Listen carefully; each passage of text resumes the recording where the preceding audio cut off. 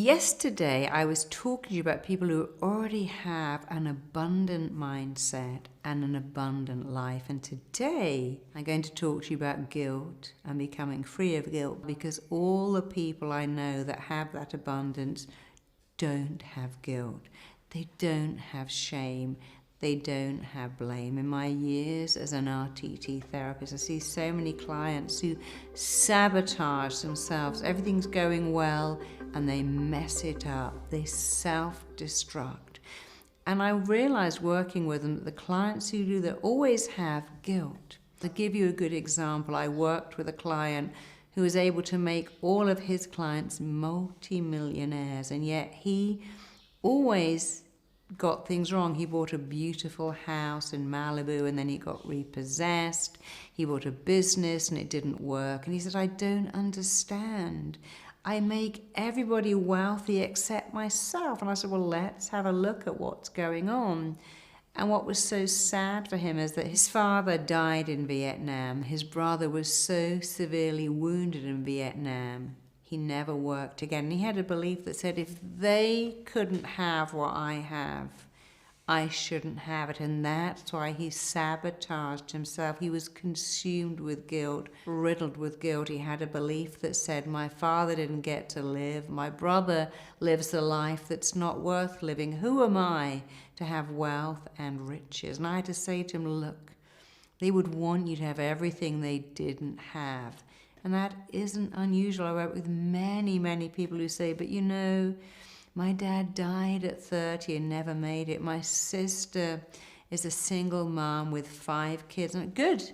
When you make it, you can help her. You can put them all through school. But the guilt, and here's the even worse guilt. When I was 8, I did something terrible.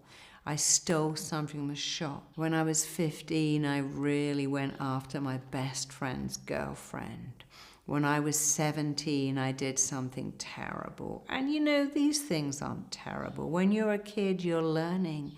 You're finding out who you are. And in order to find out who you are, the only way you learn is by making mistakes. When you never make a mistake, you never learn anything. But I see hundreds and hundreds of clients who use guilt to punish themselves. I did a bad thing. I must punish myself by denying myself success. And sometimes they still become successful, so they take drugs or they become alcoholics because they have this belief, I don't deserve it. It was just too easy. Who am I to have all these riches? Look at Amy Winehouse. Look at Whitney Houston. Look at Philip Seymour Hoffman. Look at George Michael, who all had success. And it was easy because when you're a singer, you can just write and it is easy. It's your gift, your talent. They never said, wow, how much pleasure I give the world. I still listen to George Michael's songs and they give me pleasure. He gave people pleasure. He deserved his wealth, but he didn't think so. He felt guilty. And so he imploded. It's called the self-destructiveness of talent. I don't deserve this. Other people haven't got it. And therefore, I shouldn't have it either. And now how quickly can I get rid of it? Or, I don't deserve it. I'm never going to have it. But you see, that isn't true. Your having nothing doesn't help the world. Your having more helps the world. So if you've done something you feel bad about, I've done lots of things I feel bad about, but if I'm not going to do them again, then I know that I'm forgiven. If you decide I did something bad, I won't do that again, then I'm forgiven. To err is human, to forgive is divine. You must forgive yourself for every mistake you've ever made. And if you forgive yourself in the forgiving, you become free of the need to sabotage, self-destruct, procrastinate, or go into destructive behaviors that undo all the good work you've done. Everybody makes a mistake. And the minute you make a mistake and say, well, I'm not going to do that again, you're forgiven. There's no need to punish yourself, because if you don't forgive yourself, your mind becomes a judge, a juror and a jailer, and it metes out terrible punishment. I worked with someone who'd been in debilitating pain for 20 years, and she said, I had an affair with my best friend's husband. I ran away with him. I don't deserve happiness. I made her suffer, and now I have to suffer. She'd said all of that in hypnosis. She had no idea consciously she believed that, but she said, I made her suffer. I took her husband away from her, and now I must suffer. And I said, well, you know what? 20 years, you don't do that long for murder, and you have a 9-year-old child. Why should she suffer? When we uncovered the guilt, her illness went away like that, because she understood that she had created that out of guilt. And it's very easy to do. Luckily, it's very easy to undo. So to summarize, you are learning today that when we have sabotaging, destructive behaviors, they tend to be run by guilt. I don't deserve it, I didn't earn it, I shouldn't have it.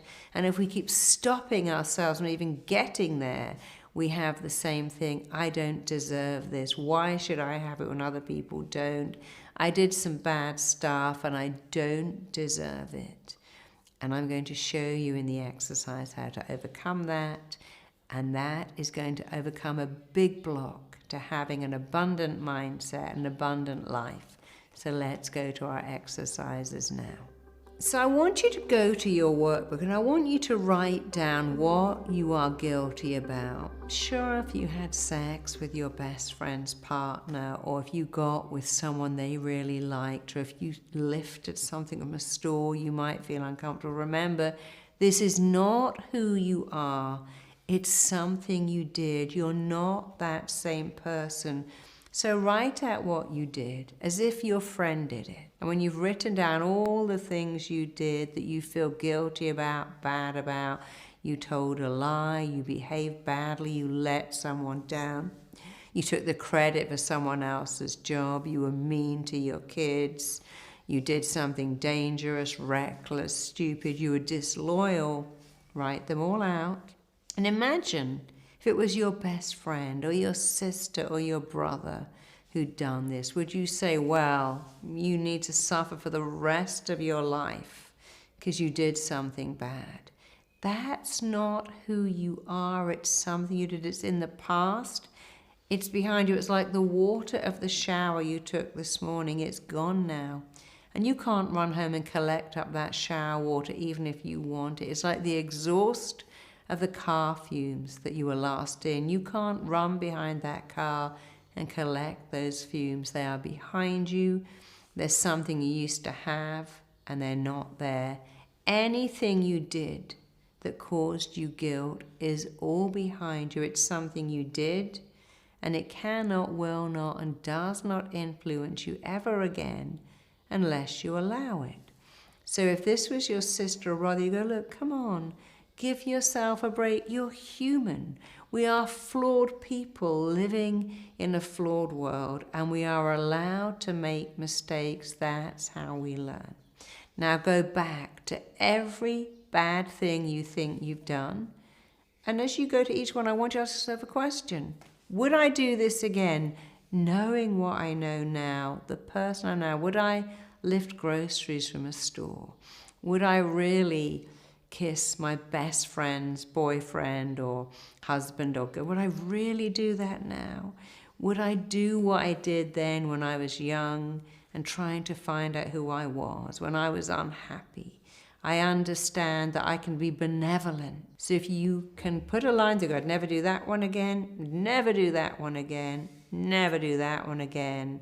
I have no interest in ever doing that one again, then you are already forgiven. If you would not repeat a behavior, you are forgiven. Get over it. You made a mistake. Join the club. We all make mistakes. I've made hundreds. Don't carry on. It's that luggage of life. Again, let me drag behind my whole life a case full of all the bad things I did to stop me succeeding. But when you stop yourself succeeding, who else do you hurt? Your children, your partner, your family, your friends who see your potential and want you to rise. So write out the list, Cross out everything you would never do again. Understand that in recognizing you wouldn't repeat it, you're already totally 1,000% forgiven. Forgive yourself. Forgiving is for you. It's not about forgiving someone who hurt you. You don't forgive them for them. You do it for yourself. Forgive yourself for every mistake you've made, and then go into the tribe and share. You don't have to share everything, but share some of the feelings you had about mistakes you made. Share the realization of how you've been sabotaging yourself because of guilt. Do you know guilt is manufactured? Babies don't have guilt. They don't feel good about throwing up on your sofa, keeping you awake all night. Cats and dogs don't feel guilty by running across your white carpet covered in mud, but you can train them.